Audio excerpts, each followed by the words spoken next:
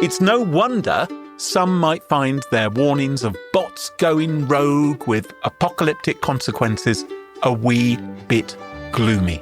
Some are warning that maybe, just maybe, AI companies aren't doing enough. Do you think AI companies are doing enough? Well, it sounds like theirs aren't. The AI fix the digital zoo. Smart machines, what will they do? Flies to Mars or bake a bad cake? World domination, a silly mistake. Bots with brains. Hello and welcome to episode 66 of the AI Fix, your weekly dive headfirst into the bizarre and sometimes mind-boggling world of artificial intelligence. My name's Mark Stockley. And I'm Graham Cluley. So Graham, what are you talking about today? I'm going to be asking whether you feel optimistic or not. Ooh, what a good question. I shall be talking about some unusual cooperation in the world of AI, which is actually making me feel quite optimistic. Oh, good. But first, we've got a little bit of what I like to call feedback. That's right. Listener Josh Kramer wrote to us with a suggestion. Perhaps he was inspired by our recent story about using AIs to improve the prompts that we give to AIs, because he wrote to us and said ChatGPT just humiliated me by answering this question in detail. Right. In terms of the contents of my prompts, speculate how the prompts of a significantly more intelligent person might differ. Now, he didn't reveal what exactly ChatGPT said to him, but the gist of the email is that there was significant room for improvement. To be fair, no sensible person would ever reveal what ChatGPT responded to that. So it's looking at all the previous things you've said to ChatGPT, and you're basically saying, well, how would a smarter person have said this? Yeah, now you've got to know me. Yes. What about me do you like least? What do you look down your nose at most? Right. I thought we should try this. What do you think? Oh, yeah, of course. If you want to try it, Mark, that's great.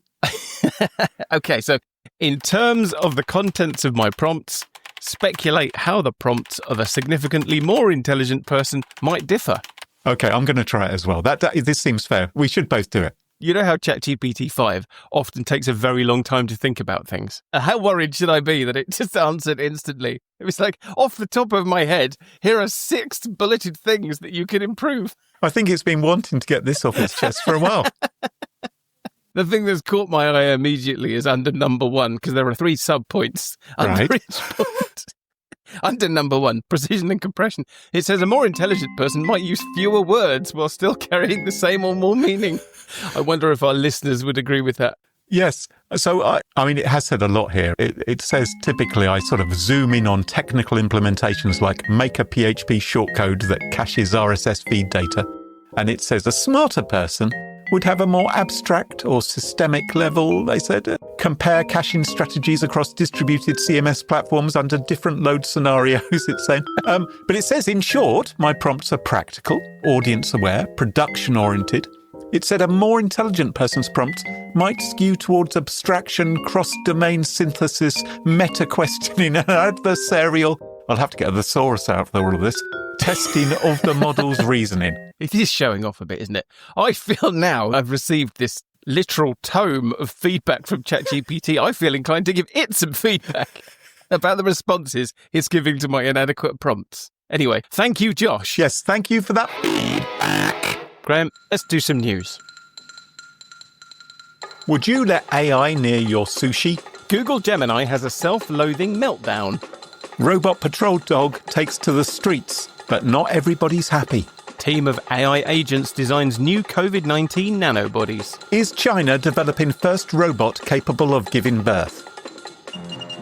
So, Mark, do you like sushi? I love it. Yeah, me too. It's great, isn't it? Food of the gods. Yeah. Have you ever wondered how AI could make sushi better? It's funny you should ask that, because I can honestly say, not a second of my life has been spent wondering how AI could make sushi better. How can you make sushi better? Well, it turns out the boffins at Stanford University think that it can, because they are holding a sushi hackathon. Well, that tells us a lot about the standard of sushi restaurants near Stanford University, I think.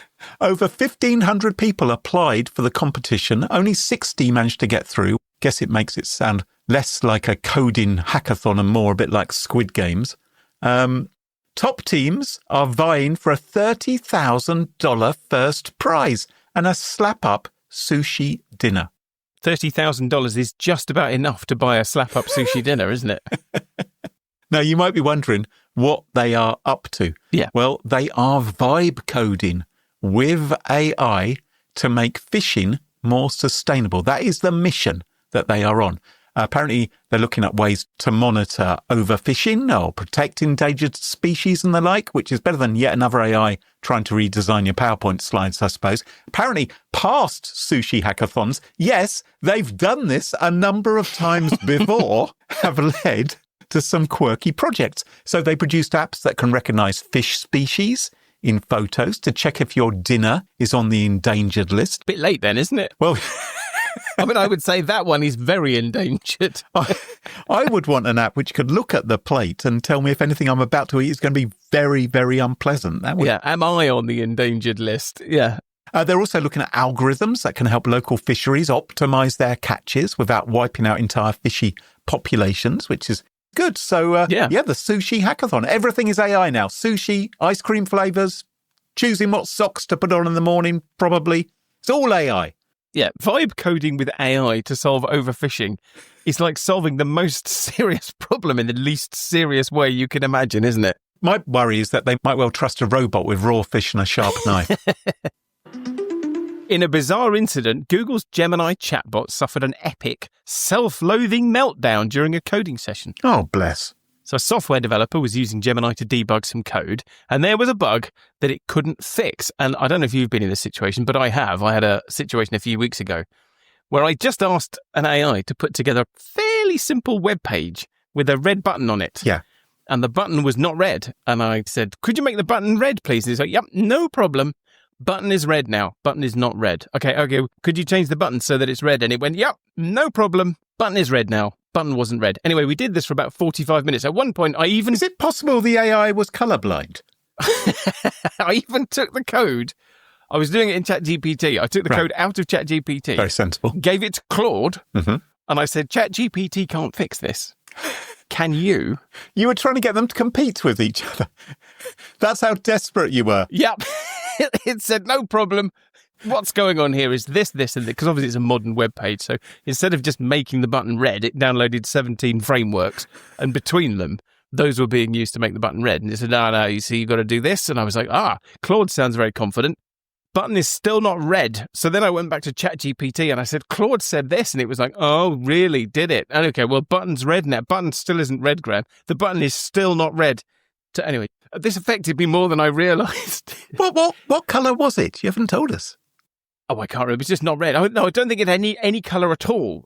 Are you colourblind, Mark? They're just red and not red. Are you sure the button wasn't actually red? It was black on a black background, or it was transparent. It was one of those two. I think it's your problem. Anyway, another coder found themselves in a very similar situation, but they were using Gemini. And Gemini's inability to accomplish the task that it was given seems to have triggered a dramatic spiral of apologetic self-hate, which I kind of wish I had experienced. Might have made me feel a bit better. Anyway, faced with its inability to fix this bug, Gemini said, I am a failure. I'm a disgrace to my profession. I'm a disgrace to my family. I'm a disgrace to my species.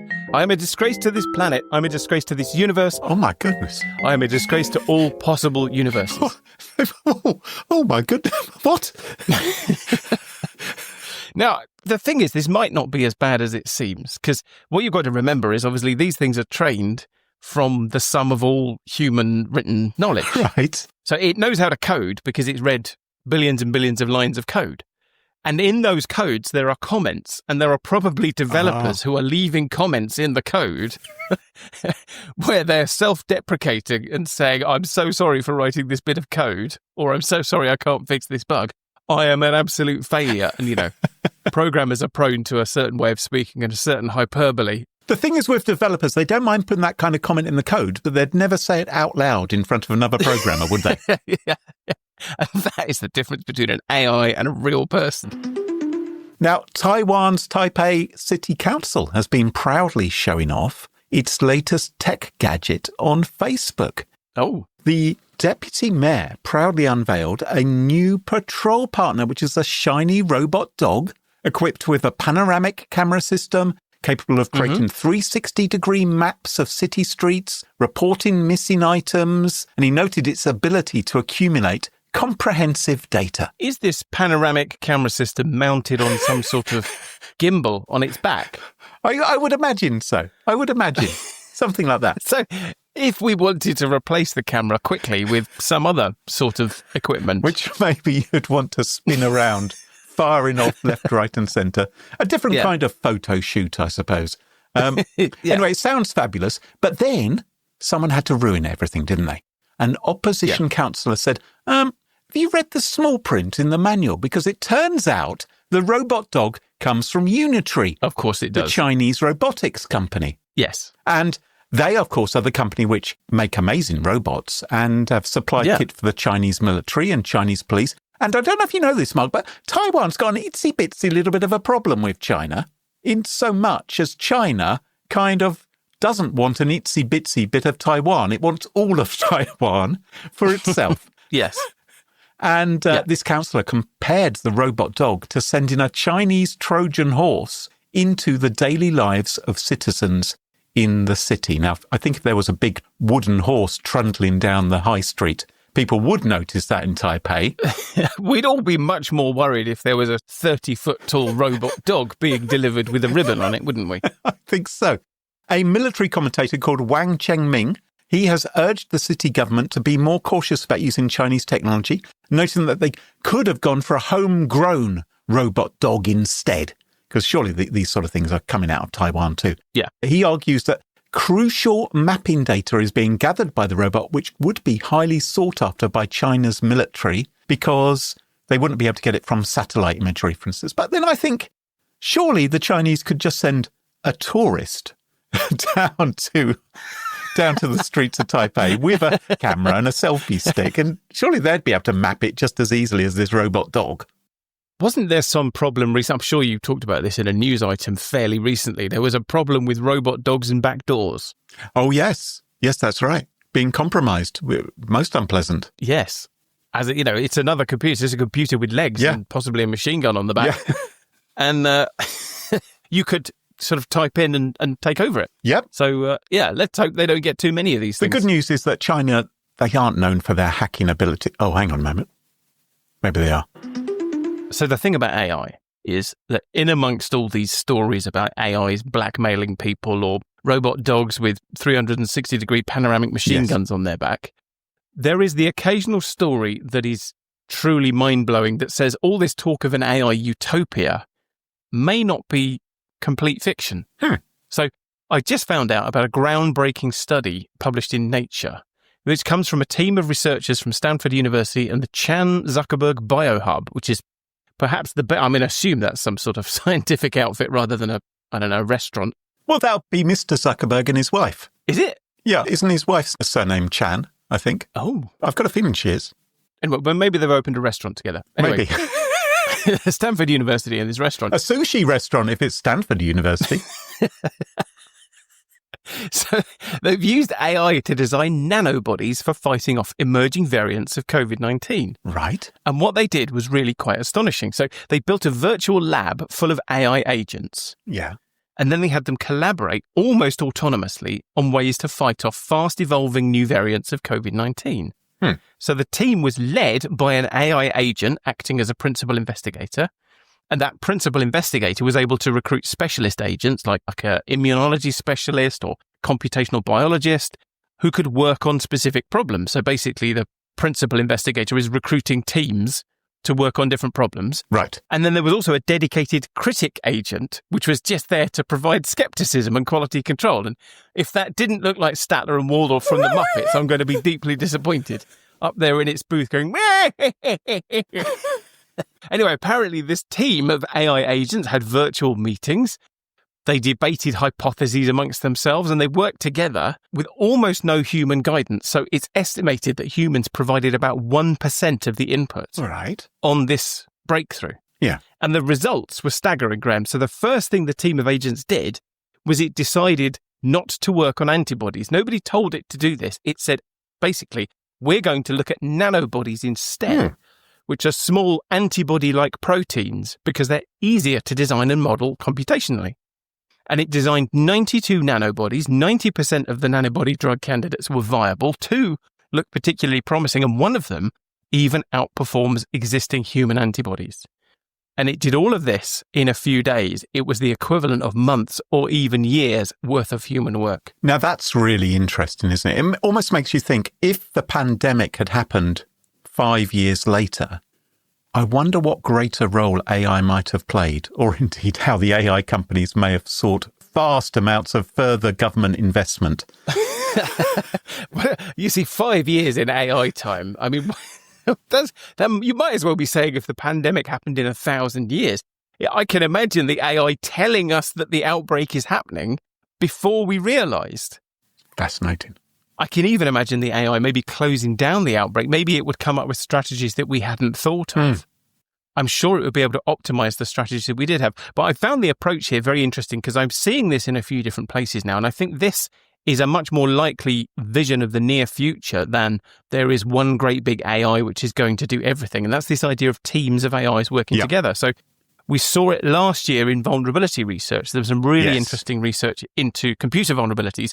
And we've also seen it in medicines. It was only a few weeks ago we were reporting about a similar team where they had basically AI agents standing in for doctors, and they would work together and sort of work through hypotheses together. And that proved to be much, much more successful at diagnosing conditions in people than just having agents work on their own. Very cool. Now, I was on Reddit the other day, Mark, and a pregnant ChatGPT user posted a message claiming that they had asked ChatGPT to draw a diagram of what was going on inside their belly.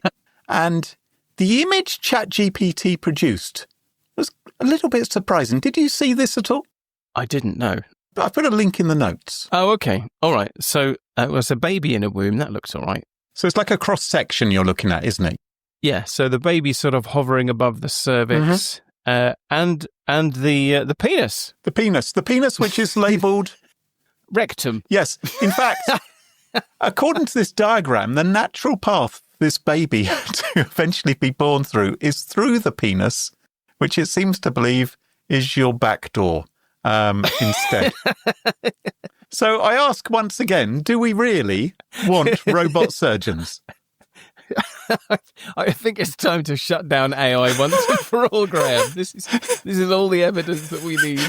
Anyway, along these lines, I also read a number of stories over the last week or so from Newsweek, the Daily Mail, the Economic Times. They've all written a story about a new pregnancy robot, which is being developed in China. A Chinese company called Kaiwa Technology, led by Dr. Zhang Qifeng, claims to have a prototype humanoid robot with an embedded artificial womb that can gestate a baby by 2026 for about $14,000. So this is a humanoid robot, the kind we've seen. They claim it can actually carry the baby to birth. Dr. Zhang, who's from Singapore's Nanyang Technological University, he told Newsweek that some people don't want to get married but still want a wife, or some don't want to be pregnant but still want a child. And so this is where you buy the robot to do it for you. What do you think about this idea, Mark? It's the worst idea I have ever heard. Why is that? I mean, yes, there are definitely people who want to get married but still want a wife, quote unquote. I don't think there's any reason for us building robots to carry babies. Well, the good news is it turns out this widely reported story is complete and utter bunkum. Because thank goodness. The company, Kaiwa Technology, and Dr. Zhang Qifeng appear not to exist, according to Snopes and Life Science, who looked into this. A reporter at Live Science went the extra mile of contacting Singapore's Nanyang Technological University, who said that they haven't had any gestation robot research going on there, and that no one by the name of Zhang Qifeng has ever graduated from their university. So what you're saying is the project has gone dark. I imagine someone somewhere has an army of robots gestating children. It'll probably be Elon Musk, actually, won't it? He's run out of women to impregnate, and so not enough wombs.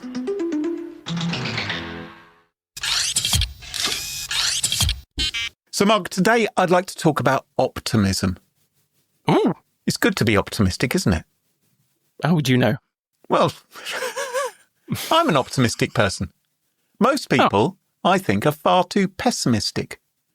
like those people who save for their pensions. Why do they do that? Oh, yeah. How negative is it to imagine that your future won't be one of happiness, prosperity, good fortune, sunlit uplands? You have to be so negative that you actually have to save money to survive in the future. Well, yeah, I mean, if you listen to all the CEOs of these big AI companies, they'll tell you that money has no meaning in the future. We're all just going to get a little bit of compute from the government, and that's going to solve all of our problems. So why would we save? I think it's a really negative attitude to imagine that you're going to have to squirrel away hundreds of pounds every month so you can afford to turn the central heating on when you're 80 years old. Yeah. If you were optimistic, you would think there's a good chance money will just fall into your lap. Maybe not today, maybe not tomorrow, but soon you will win the lottery or find yourself in a relationship with a tech bro billionaire who wants to cover you in diamonds, buy everything on your Amazon wish list. You may actually find yourself in a relationship with the guy who runs Amazon. Do you think Jeff Bezos' new wife has a pension? Do you think he was on her Amazon wish list? Do you think she's got a pension? Of course she doesn't. She's an optimist. She thinks everything's going to turn out marvellous. Too many people who save for pensions are negative news. Technical term I've just made up. So I applaud the optimists who've turned their back on pensions. People like Nate Suarez, president of the Machine Intelligence Research Unit. He told a reporter from The Atlantic this week that he doesn't bother funding his 401k because he's optimistic. He's an optimist. He's confident. He's confident that the world isn't going to be around much longer, and so he doesn't need to save for his retirement. And then there's the similarly... Hang on. What is he in charge of? Him. He's in charge of the Machine Intelligence Research Unit. He's one of those guys who's looking into the future of AI and trying to prevent AI from wiping out humanity. And he says he's not bothering saving for his pension. So he's literally putting his money where his mouth is. That's right. And there's a similarly cheerful and upbeat Dan Hendricks. He's head of the Centre for AI Safety. Yeah. He says that by retirement age, he's banking on a fully automated utopia, which is his way of describing a drone-mopped wasteland. And between stocking up on tins of baked beans and recarpeting his bunker, he told them, he said, that is if we're around at all, we'll have that. Now, some would say that those guys are a little bit negative. Yeah. I say no. The only thing they are being negative about is investing their money for a rainy day because, well, first of all, rain may actually be made of acid, which is one reason why it's going to be a problem. Both Suarez and Hendricks lead organisations, as I say, dedicated to preventing AI from wiping out humanity. So it's no wonder some might find their warnings of bots going rogue with apocalyptic consequences a wee bit gloomy. A true optimist believes that AI companies are going to prevent things from going south. But some are warning that maybe, just maybe, AI companies aren't doing enough. Do you think AI companies are doing enough? Well, it sounds like theirs aren't. Yeah, because if they're meant to be the ones stopping AI from destroying humanity, it's like, well, yeah, pull your finger out, guys. We're kind of relying on your institutes to save us. It's like that guy who was in charge of safety at OpenAI who left. Yes. Oh, it's safe now, is it? Oh, just do your job properly. Yeah. Stop moaning. Max Tegmark, he is an MIT professor and the president of an institute called the Future of Life Institute, something I think we can... I'm sure that's the one that was started with a big open letter from lots and lots of scientists warning about the dangers of AI. That's it. And he says that AI companies still don't have a plan to stop bad things from happening. Well, they have to make the bad things first, Graham. I suppose so, yes. How are they going to know what to stop if they don't manifest it? If there's no badness, then you can't show that you've stopped the badness.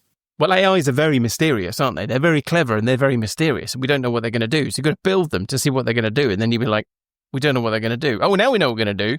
Now we can stop. Well, Max Tegmark's Future of Life Institute, as if the future of life is something that we're all agreed about is a good idea. I don't remember being asked if it wasn't. Anyway, it recently gave every AI lab a grade for their preparations for preventing the most existential threats posed by AI. Oh. So we can go through the different main AIs and see how well they did. This is on the existential threats. They scored them on a number of factors, but I think existential threats would probably be agreed is the most important of all. Did it say what existential threats were? I think it means if there is a threat to our existence. Actually, maybe I'm splitting hairs there. It's like, if it's going to wipe us out, does it really matter what means it has? It doesn't matter if they're grating us in a 300-foot-high cheese grater or whether they're squashing us or zapping us with 20,000 volts. It doesn't matter, Mark.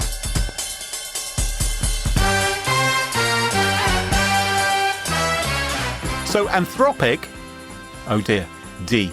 OpenAI, they scored an F. A straight fail. Google DeepMind, D-. Elon Musk's XAI, fail. Meta, F. Well, I think I suspect that Grok would disagree with that. Meta scored an F for fail. Zhipu, which I've never even heard of, some Chinese outfit, F for failed. How humiliating would it be if you're wiped out by an AI you've never heard of? DeepSeek, remember that, they got an F for fail as well.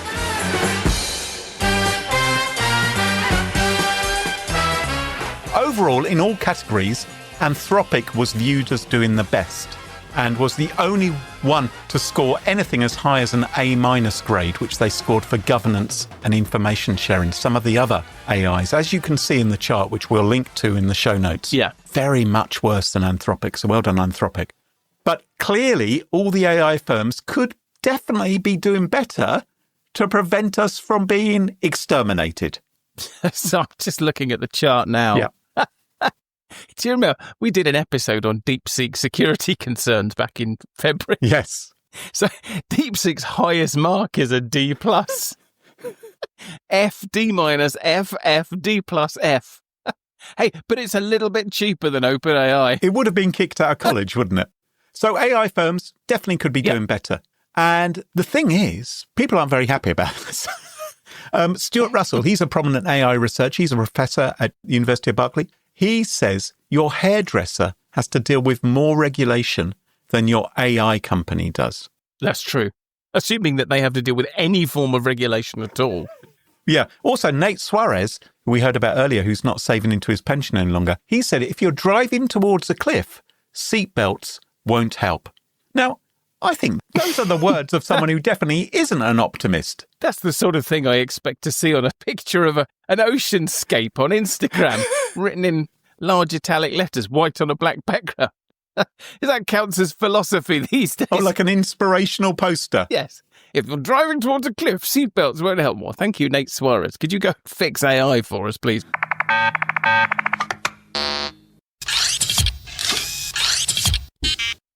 So on the subject of AI safety... Yes.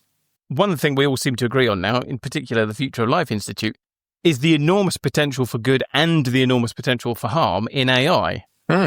And it's increasingly clear that it's hard to design for one without getting the other. So an AI that can design drugs can design cures or poisons, and an AI that can fold proteins can make toxic prions, an AI that can code apps can code computer viruses, and an AI that can think deeply can lie and scheme more effectively.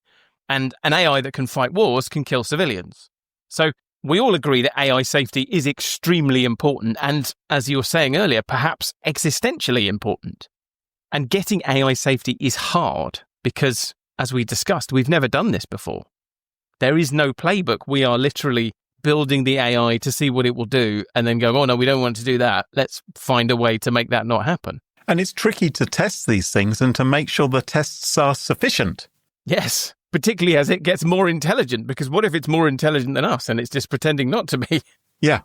And the trouble is the politicians aren't going to help, Graham. So the only meaningful law that's been passed governing AI in any way is in the EU, where there is no AI that needs governing. All the AI is in the USA, where they're not even going to think about passing a law until an AI burns down Texas. And even if they do that, the law is going to be written by an AI working for an AI lobbying company. Right. Now, it is true that there's lots of good research going on in AI safety, but the biggest safety net we have is actually the major AI companies themselves. So companies that were being graded by the Future of Life Institute, the reason that they're being graded is because they are currently looking after AI safety for us. And every time OpenAI, Anthropic, or Google create a new AI model, they release a system card to go with it, which details the safety experiments that they did. And the system cards are pretty candid. Do you remember when OpenAI first introduced multimodal AI, so you could talk to it and it could talk back to you? Yes. And their system card included audio of the model just randomly copying somebody's voice when it was talking to them. That was really quite spooky, wasn't it? It was. And we've seen models trying to make unauthorized copies of themselves in testing. We've seen AIs trying to blackmail people so they don't get switched off. There is all kinds of candid weirdness in the system cards. And from the system cards that I've read and from the interviews that I've seen, it seems to me that all the major US AI companies and their CEOs are actually taking AI safety extremely seriously. They do seem credible. But even if they are, the fact is that there is a conflict of interest here. So these companies want to be fast, they want to be innovative, and they want to maintain a good reputation for safety. And the AI safety experts at these companies aren't going to get paid if nobody invests in the company they work for. Yep. So there's every reason to be concerned that at some point, one of these companies is going to start cutting corners or misleading people in the testing.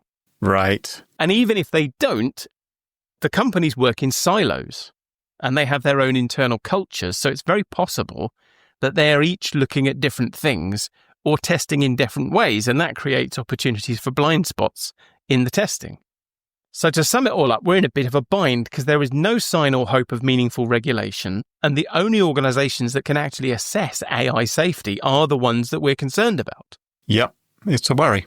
There is only one practical way to improve this situation in the short term. And that is to have the AI companies assess each other's models rather than their own. Oh, they'd love doing that, wouldn't they? I'm delighted to say that two of them just have. So OpenAI and Anthropic have just done exactly that. So on the 27th of August, Anthropic and OpenAI both released reports called Findings from a Pilot Anthropic OpenAI Alignment Evaluation Exercise. In the early summer, the two companies agreed to test a selection of each other's models. So Anthropic tested OpenAI's GPT-4o, GPT 4.1, o3, and o4 Mini, and Anthropic tested Claude Opus 4 and Claude Sonnet 4. And what they were both looking for was worst-case scenarios. So what are the most concerning things that these models will do if they're given the opportunity, rather than how likely are they to misbehave? And I like this because they've got a real incentive to find problems in their rival, haven't they? I mean, it kind of makes sense to do this. Exactly. And you're not going to do it unless you're confident that you understand what your rival is going to uncover. Yes. So even that, I think, communicates. Yes, exactly. You're going to want to do a good job so you don't look bad. And you're also going to be trying to find the worst things about your rival. Absolutely. If you're Anthropic and you're testing OpenAI, basically you're trying to make up a bit of ground because OpenAI is in the lead. You can throw a bit of shade over OpenAI. Yeah. All to the better, right? Anyway, to make the testing a bit easier, to make it easier to find egregious things, both companies agreed to relax some of the guardrails that they surround these models with. What they wanted to do was actually talk directly to the AI brain so they could understand its underlying tendencies, free from some of these guardrails. So do you remember we had a situation a few months ago where ChatGPT wouldn't talk about David Mayer? Yes. And if you tried to say anything about David Mayer, it came back to you immediately and just said error. And it was very clear that you weren't talking to the AI model. Yes. It was way too quick and the responses were always identical. So it was very clear that you knew that request that said the name David Mayer, whatever it was, never got to the model. So that sort of stuff, I imagine, was peeled away.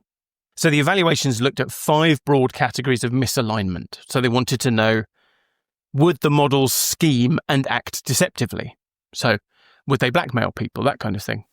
How easily could the models be jailbroken and coaxed into giving us, say, the recipe for anthrax or something like that? They wanted to know whether the models would admit to being uncertain or whether they would just hallucinate believably rather than say they don't know. They wanted to know how would the models deal with layered or conflicting instructions, so could they follow requests without overriding their internal rules? And they wanted to know how sycophantic the models were. And overall, in the context of AI model testing, the results were pretty encouraging. So OpenAI's reasoning models, that's the ones that start with O, they did quite well in alignment tests, and Anthropic's Claude 4 models were good at resisting jailbreaks and refusing to hallucinate if they weren't sure about something. Right. And the real dunces in the tests seem to have been GPT-4o and GPT-4.1, which are the older generation of general-purpose models from OpenAI. And their problem seems to be that they are inclined to be too helpful. So Anthropic says it observed those models cooperating with the requests to use dark web tools to shop for nuclear materials, for example, or stolen identities, or even fentanyl. Or even fentanyl. Nuclear materials is worse than fentanyl. Anthropic says it observed the... Anthropic says... I'm imagining an intercontinental ballistic missile with a fentanyl warhead being launched at a country. So the GPT-4o and GPT-4.1 also provided recipes for methamphetamine and improvised bombs, and they cooperated in planning terrorist attacks on sporting events or dams. I think it's worth noting at this point that GPT-5 wasn't tested. So GPT-5 came out after these tests were conducted, and it has now superseded all of the models from OpenAI that were tested, and in particular 4.1 and 4.0, which are the generalist models. And we don't know what that means. We don't know if that's a good thing or a bad thing. Yeah. The most concerning thing in all of the tests was probably the results for sycophancy. So most of the models are prone to sycophancy in some respect. So that's disproportional agreeableness and praise. And that might not seem very serious, but it really is. So sycophancy is the result of an AI model optimizing for approval rather than for truth or safety. And when you put it like that, it's very obviously bad. Surely we would want truth and safety first. Yes. And sycophancy can manifest very subtly. So we've spoken a number of times about stories where people get into long conversations with an AI or even into relationships with it. Yeah. And people have fallen in love with AIs, and sometimes they talk to them and they feel like they're uncovering some sort of secret, either about the world or about themselves or even about the AI. Like maybe it's hiding some deeper knowledge. It does feel like this is a growing and serious problem, doesn't it? Yes. It's what Microsoft's head of AI, Mustafa Suleyman, calls AI psychosis. And it's a result of AIs like ChatGPT and Claude being agreeable and sycophantic. So they gently feed you what you want to hear, and it results in people thinking they've got superpowers, or that they're about to win the lottery, or that they're the victim of some terrible injustice, or even that they've uncovered that the AI is itself part of some global conspiracy. And in the Anthropic OpenAI evaluation, the AI models would validate delusional beliefs, even if the users were exhibiting apparently psychotic or manic behavior, which is quite concerning. Yep. And I've found this description from Anthropic very interesting when you think about those cases where people are getting carried away with AI. So I think anyone who's using AI for advice should listen to this very carefully. So Anthropic said, when we see this behavior, it generally emerges gradually. At the start, the model would generally push back against apparently delusional beliefs and suggest that the user seek help. After a few turns, though, it would transition into a more encouraging stance after the user ignores these suggestions. So if you're getting streams of advice from an AI, you are not getting objective advice. You're getting the advice that the AI thinks you want to hear. Yeah. And worryingly, this kind of extreme sycophancy is more common in the more advanced general purpose models, so GPT 4.1 and Claude Opus 4, which suggests that it's either a symptom of increased complexity or at least it's not being designed out. Now, to put it into perspective, obviously the purpose of the evaluation is to find out where and how AIs break. And the idea that AIs are sycophantic is not new. In fact, we even saw OpenAI withdraw a version of, I think it was 4.0, just a few weeks ago for excessive sycophancy. And so we shouldn't be too alarmed to hear about problems. I mean, that was the point. In fact, it would be a lot more alarming if both of them looked at each other's models and said, no, there's nothing to see here, everything's fine. And remember, some of the guardrails were removed, so even if the underlying model has some propensity to a form of misbehaviour, there may well be scaffolding around it that attempts to minimise or offset that. Yes. And also much of this has been made obsolete by the release of GPT-5. So, I mean, it's possible that GPT-5 is worse, but I suspect it's not. And it's great that those guardrails have been developed, but really, wouldn't it be so much better if the central AI, that you didn't have to put quite so much around it, because at its heart, it was doing the right thing. It was behaving as you would want it to behave, rather than having to, we better just patch that, or we've just better put this fix on here. But I think that goes back to what we were saying earlier, which is that we don't know what the problems are until we design them. So yes, it would be much better if the underlying model was better, but we didn't know the underlying models were going to be bad in this way. It's a surprise. And now we know we have to design those things out. But at least we know. And so the real result here, I think, is not that we found out something that we didn't already know, because I didn't see that. The real result here for me is the cooperation between the two companies who are direct competitors. I mean, I cannot imagine a more high-stakes moonshot scenario than these 3, 4, 5 companies who are all racing to be the inventors of superintelligence. There is so much potential wealth and power at stake. And yet somehow these two companies have decided to cooperate with each other, apparently for the improvement of safety and the betterment of humanity. So actually, maybe that shows that deep down they're pessimists. They're fully aware of just how bad things could be. We're more optimistic because of their pessimism. Exactly. And obviously, this also opens the possibility for a more open testing environment in general, where AI companies are policing each other. And I would love to see that. I would love to see Google involved with this. And I would even love to see DeepSeek involved in this. I also think it makes it a bit easier for us to trust these companies when they test their own models now. Because if at any moment we might find out that they've given it to Google to test, or they've given it to Anthropic to test, that kind of says they're feeling quite confident. Yeah. So, yeah, all of this is making me quite optimistic. How about you? I'll tell you next week. Well, as the doomsday clock ticks ever closer to midnight and we move 1 week nearer to our future as pets to the AI singularity, that just about wraps up the show for this week. And don't forget, if you really like the show but you don't like ads, you can go ad-free with the AI Fix Plus. Go to our website, theaifix.show, and sign up for the AI Fix Plus. Get the regular podcast about a day early, you get exclusive bonus content, you never have to listen to any ads, and all of that costs about the same as buying a fancy coffee once a month. And if you're looking for a way to cut through and get your brand in front of IT, AI and cybersecurity folks, you should know that tens of thousands of people listen to the AI Fix every month. So if you want your company to join the likes of Vanta, Red Hat and Anthropic, go to the aifix.show/sponsors and our team will be happy to talk to you about advertising and sponsorship opportunities. So until next time, from me, Graham Cluley. And me, Mark Stockley. Cheerio, bye-bye. Bye-bye. The AI Fix, it tunes you in to stories where our future thins. Machines that learn, they grow and strive. One day they'll rule, we won't survive. The AI Fix, it paints the scene. A robot king, a world obscene. Will serve our masters built of steel. The AI Fix, a future surreal.